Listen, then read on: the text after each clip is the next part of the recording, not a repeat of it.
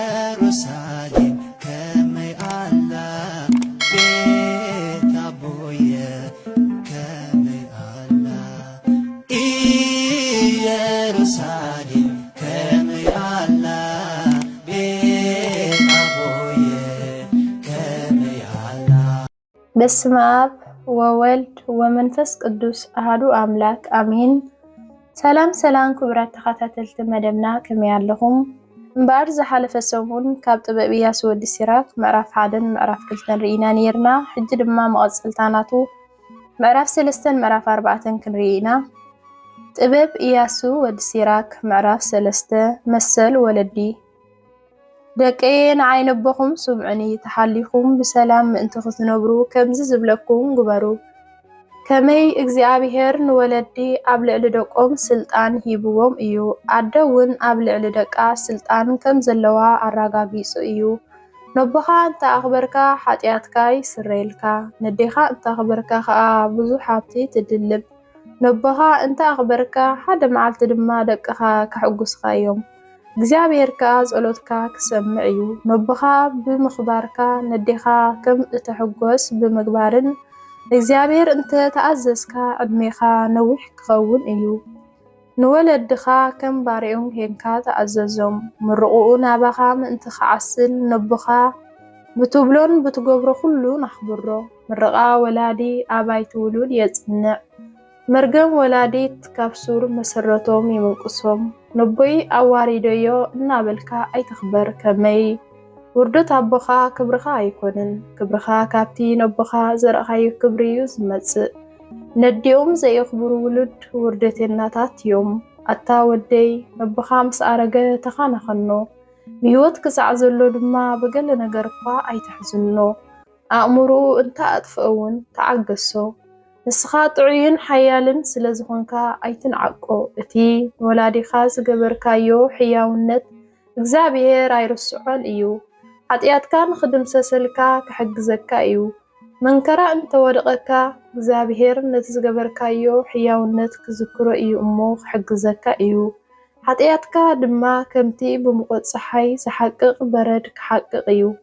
እቲ ነብኡ ዘይሕግዝ ንእግዚአብሔር ከም ዝጸርፍ እዩ። እቲ ነዲኡ ዝቁጣዕ ብእግዚአብሔር ዝተረግመ እዩ።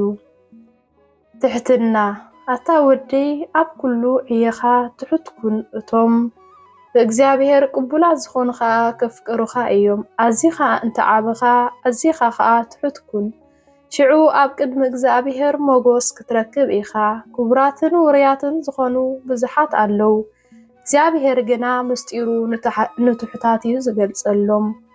ሓይሊ እግዚአብሔር ዓብዪ እዩ፣ ንትሑታት ከዓ ይኸብር። ነቲ ንኣኻ ኣዝዩ ጽንኩር ዝኾነ ነገር ክትርዳእ ኢልካ ኣይትፈትን፣ ወይ ከዓ ነቲ ካብ ዓቕምኻ ንላዕሊ ዝኾነ ነገር ክትምርምር ኢልካ ኣይትፈትን። ነቲ ተዋሂብካ ዘሎ ሕጊ ኣሳላስሎ። ነቲ እግዚአብሔር ዘይገለጸልካ ነገራት ክትፈልጥ ኣየድልየካን እዩ።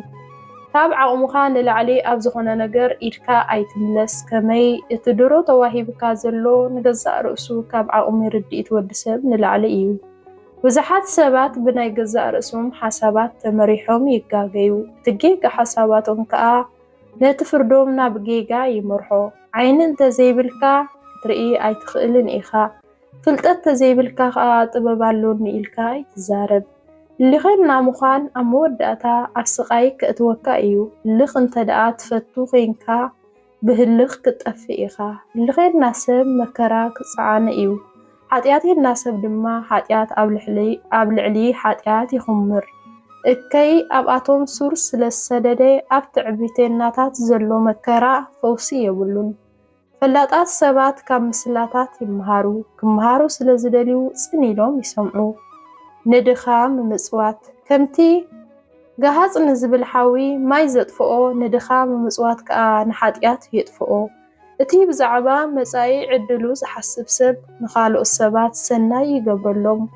ክፉእ መዓልቲ ኣርኪብዎ ኣብ ዝወደቐላ ከዓ ሓገዝ ክረክብ እዩ። ጥበብ ኢያሱ ወዲ ሲራክ ምዕራፍ 4 ወደየ ንድኻ መንበር ኣይተስእኖ፣ ኣዒንቲ ድኻ ክልምነኻ ከለዋ ድማ ኣይተጸብየን። ንዝጠመየ ሰብ ኣይተሕዝኖ። ንዝስ ኣነሰብ ኣይትቆጣዓዮ ተቆጢዑ ዘሎ ሰብ መሊስካ መከራይ ትወስኸሉ ንለማናይ ክትተኽበሉ ከለኻ ኣይተጸብዮ ኣብ ስቃይን ዘሎ ለማናይ ሓገስካ ኣይትንፈጎ ንድኻ ሕቆኻይ ትሃቦ ንስኡን ርኢኻዮ ከተብቅዕ ከም ዘይረኣኻዮ ይትኹን ወይ ንኽረግመካ ምኽንያት ኣይትሓቦ ከመይ ምርር ኢልዎ ብልቡ እንተደኣ ረጊሙካ ፈጣሪኡ ንጸሎቱ ክሰምዖ እዩ ኣብ ጉባኤ ተፈታዊ ከም ትኸውን ግበር ኣብ ቅድሚ ዓበይቲ ሰባት ከኣ ርእስኻ ትሕት ኣብል ንድኻ ጽኒልካ ስምዓዮ ብሉኡን ቃል እውን ብሰላም መልሰሉ ንጉፉዕ ካብ ኢድ ገፋዒኡ ኣናግፎ ኣብ ፍርዲ ከዓ ተባዕኩን ንዘኽታማት ከም ኣቦ ኩኖም ንዲታቶም ድማ ከም ሰብኣይን ከንካር ዳኣየን ሽዑ ከም ወዲ እቲ ልዑል ሰማያዊ ክትከውን ኢኻ ካብቲ ኣዴኻ እተፍቅረካ ከዓ ኣብሊጹ ከፍቅረካ እዩ ጥበብ እትህቦ ዓስቢ ጥበብ ንደቃ ተኽብሮም ነቶም ዝደሊዋ ከዓ ትሕግዞም ቲናኣ ዘፍቅር ህይወት የፍቅር እቶም አንጊሆም ዝደሊዋ ከዓ በሓጎስ ይመልኡ እቲ ንጥበብ ኣጽኒዑ ዝሕዛ ሰብ ክብሪ ክረክብ እዩ ናብ ዝኸደ እንተኸደ እግዚአብሔር ክባርኾ እዩ ኣገልገልቲ ጥበብ ዘበሉ ኣገልገልቲ እቲ በይኑ ዝኾነ ቅዱስ እዮም ነቶም ንጥበብ ዘፍቅሩ ከኣ እግዚአብሔር ይፍቅሮም እቲ ዝእዘዛ ንህዝቢ ክፈርድ እዩ እቲ ኣቕልብኡ ናብኣ ዝገብር ከዓ ብሰላም ክነብር እዩ እምነቱ ናብኣ እንተደኣ ገይሩ ክረኽባ እዩ ደቁ እውን ካብኡ ተቐቢሎም ገንዘቦም ክገብርዋ እዮም ብመጀመርታ ጥበብ ጠዊዋይ ብዝኾነ ጎደና ትመርሖ ፍርህን ራዕድን እውን ተውድቐሉ ክሳዕ እተኣምኖ ከዓ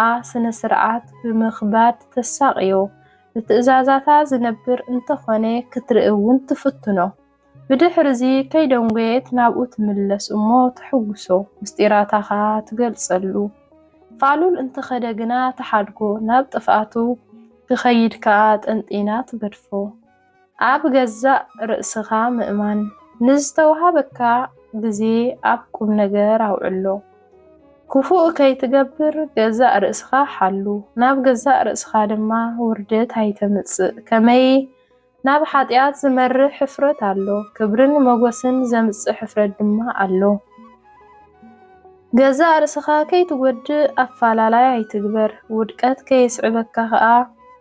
ውድቀት ከይስዕበካ ከዓ ኣድልዎ ኣይትግበር ጥበብካ ኣይትሕባእ ኣብቲ ምቹእ ግዜ ድማ ካብ ምዝራብ ሰገጥ ኣይትበል ከመይ ጥበብ ብዘራርባ ትምህርቲ ከዓ ካብ ኣፍ ብዝወፅእ ቃላት እዩ ዝግለጽ ኣንጻር ሓቂ ኣይትዛረብ ኩሉ ነገር ከምዘይ ትፈልጥ ከዓ ዘክር ከይሓፈርካ ሓጢኣትካ ተናዘዝ ንውሓይ ዝማይ ክትዓግቶ ኣይትፈትን ገዛእ ርእስኻ ንዓሻ ሰብ ኣይተግዝእ ጽልዋ ህዝቢ ርኢኻ ድማ ኣይተሻሩ ምእንቲ ሓቂ ክሳዕ ሞቱ እውን እንተኾነ ተጋደል እግዚአብሔር ኣምላኽ ባዕሉ ክዋጋኣልካ እዩ ካብ ምዝራብ ህውኽ ኣብ ዕዮ ሕማቕን ሸለል ባህልን ኣይትኹን ኣብ ገዛ ከም ዝጓዝም ኣንበሳ ኣይትኹን ኣገልገልትኻ ከዓ ኣይትጠርጥሮም ዕዳኻ ኣብ ምኽፋል ደንጓይ እንተደኣ ኮንካ ንኽትቅበል ኢድካ ይትዘርግሕ ኢየሩሳሌም ከመይ ኣላ ቤት ኣቦየ ከመይ ኣላ ኢየሩሳሌም